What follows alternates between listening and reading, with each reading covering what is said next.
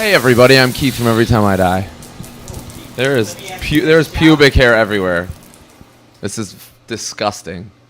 I have to stretch in the morning, which is such an old man thing. I can't believe I have to do it, but stretch in the morning and then I run. I try to run about 2 miles in the morning, then I meditate, and then I start my day. So it keeps me sane.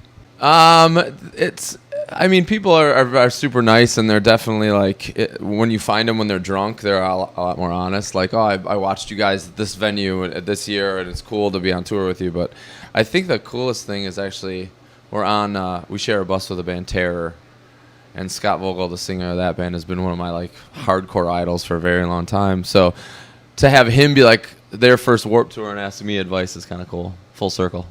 Yeah, we're actually we're doing a brand new song that we've never played before today in about 2 hours. So I'm kind of stressed that I've been just rehearsing it in my head the whole day. So, but yeah, we try to give people that might not have ever heard us something to latch onto, because I know they're going to be watching 100 bands in a day. So something that sticks out is really important.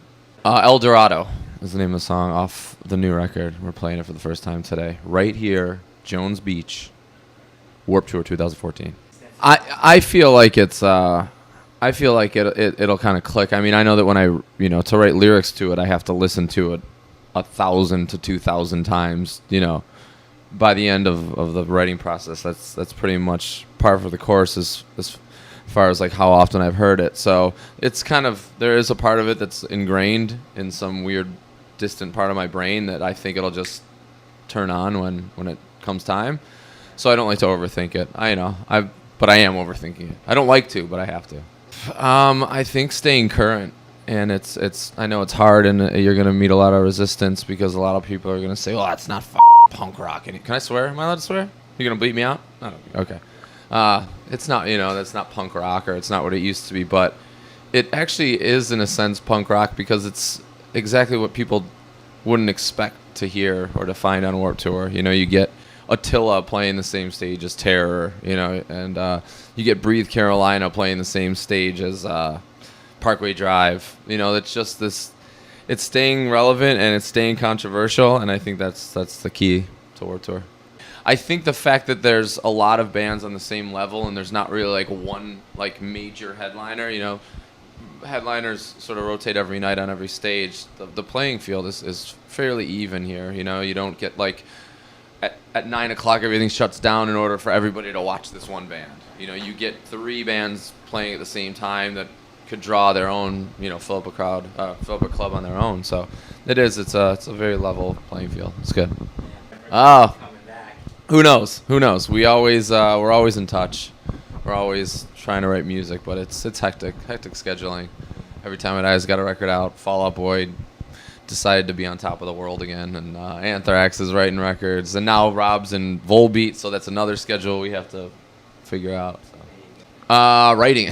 We were on tour when it was written, and we were on a bus, and we were in little back rooms and stuff, so it wasn't like we had time to lay around and fiddle with our instruments very much. We only had limited time, limited space to get it done, so I think it worked out better that way, though.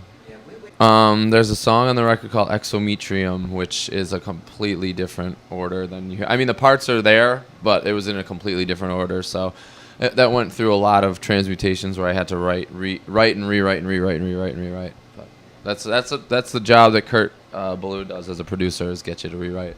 We were watching a wrestling documentary, and I know people think it's Ultimate Warrior, but it's not. It was a really old wrestler. And they said that he was from Parts Unknown, and then I thought that it was cool, but that it also had a greater meaning to it. You just don't know anything about where this thing came from, and then it just appears. And I think that's really kind of how music is too. Yeah. That's probably one of the longest processes of recording, is the thought of how the sequencing is going to go. So yeah, we're pretty anal when it comes to that stuff. I think it was just me feeling old. I was just. My back was hurting and I was cramping up and I was running out of steam, and I'm like, Jesus, I'm like the oldest dude on this tour by 30 years, and I'm like, I probably maybe this is a young man's game. So I was feeling a little down, but whatever. It has a little bit because I actually feel younger now than I ever did. I mean, I think it was a lot of the things that make you feel old are just getting angry with everything, and it's not. I don't think that's a cause of what makes you old. I think that's a symptom. You know, I feel that like once you kind of just start looking at things a different way, you start feeling a little younger. That's the problem with your own brain. It's a problem with your own brain. It's out to ruin you. It's not out to make your life any better. Me being an idiot. It was another one of those things where I was at something and I just felt super uncomfortable and I just couldn't pull it together. And, you know, there's just some of those times where you just look around and you're like, I don't belong here at all. And I don't even remember what the specific event was, but I just felt really uncomfortable. And so that the song is just kind of about that overall feeling. I'm just like not really fitting in. I just think that we know, I don't know, I think that we know how to connect. I think that's really important. I just think that we value our live set not because of the way we look on stage, but because of the way the crowd looks from the stage. You know, I think that they're the most important part of the show. So we've never really thought about having production because people flying all over the place is cool enough. You know, I mean, you watch every time at I show and you see a lot of people jumping around, and I think it's the most natural thing. And it's great. Yeah, that's what we try to keep it as. You know, I mean, it's your one job to go on stage for half hour a day. Oh, you don't have to do a thing, and anybody that acts like it's so hard is just a liar. I mean, it's the one thing you have to do, so you got to do it all. Yeah. I don't really have a barometer for success. I think I mean as long as you're happy, that's all you really. That's the richest you can get. I think that as long as we're doing what we love and people respond to it, then that's a success. Go to Reading and Leeds festival, and then we come back and we do a Canadian tour. Then we come back from that and we do an American tour. Then we come back from that and we do an Australian tour, I think right now is being talked about. So it's just, you know, new album, tons of touring, 2 years of touring. Yeah, that was actually one of the most fun festivals we've ever played, so I'm really excited to go back. A lot of good bands on that I want to watch. Thanks for tuning in. I'm going to go finish my shower now and sing my favorite shower ditty. If you're horny, let's do it. Ride it, my pony.